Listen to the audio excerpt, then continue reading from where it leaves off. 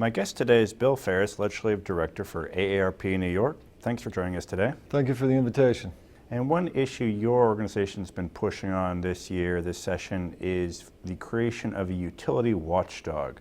That was not included in the budget. Where do you see that going this year? Well, we think, as you said, it wasn't in the budget. It was negotiated, but they couldn't come to an agreement. And we think that with 7 weeks of session left, this should be a priority for the governor, the speaker, and the full Senate. And to come together and negotiate this bill and give New Yorkers, 7 million ratepayers, a consumer advocate at the table at the PSC.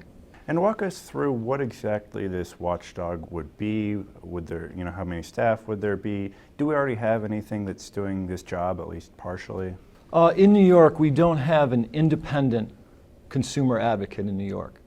Other states have a consumer advocate for utilities. 40 other states, in fact, have an office dedicated solely to represent the interests of consumers.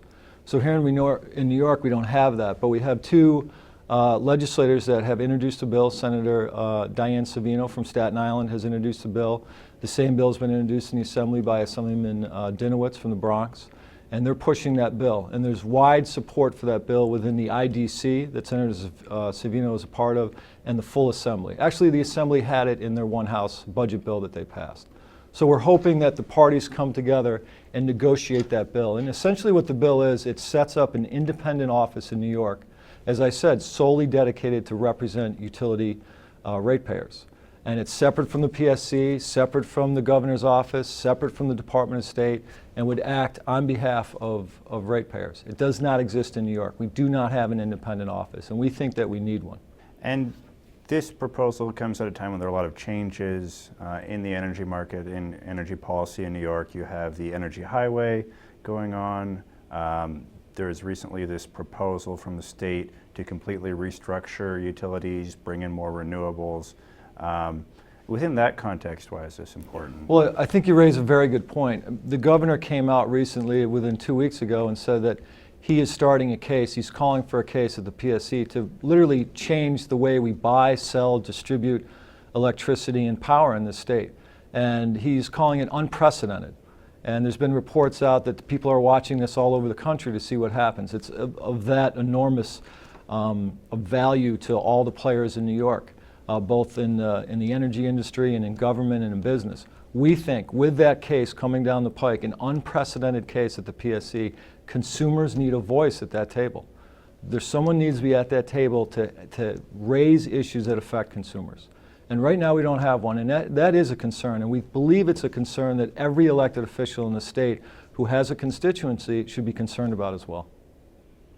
Now, switching gears, was there anything that was included in the budget that you had pushed for that you're happy that came through already this session? Yes, there was about $5 million that was provided to the State Office for Aging to help caregivers who are caring for the elderly. It was for programs that have been underfunded for years, and they put in $5 million, and we were very happy that that was included.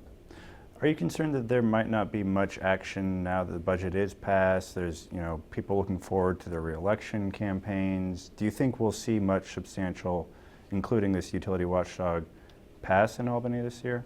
We are very confident that the legislature will get a lot done. It's an election year. We have the budget, as you said, it's done, but now we're in a window of 7 weeks. It's literally the second part of session in Albany.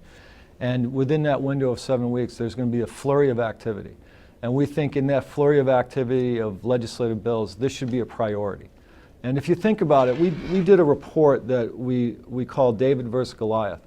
And in that report, we found that the utilities bill consumers for their representation at the PSC. So here we have an investor-owned energy industry.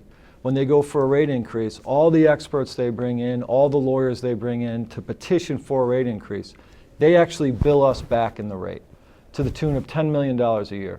So we have the industry, $10 million a year, charging us to raise our rates. We think with this case that the governor has called for, an unprecedented case at the PSC, that we need a voice. And we think that should be top of the agenda at the end of session. And we really need the governor to work with the speaker and the co-majority leaders of the Senate to come together and negotiate the Dinowitz-Savino bill. And we think it's in the best interest of 7 million ratepayers, as you know, have seen their bills go through the roof this winter. And of particular interest is Long Island. It is the next major area in the state that will have a rate case.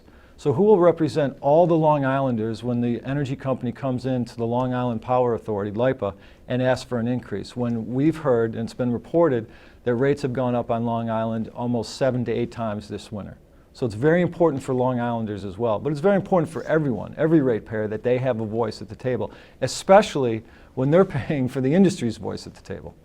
Bill Ferris, thanks for joining us today. Thank you.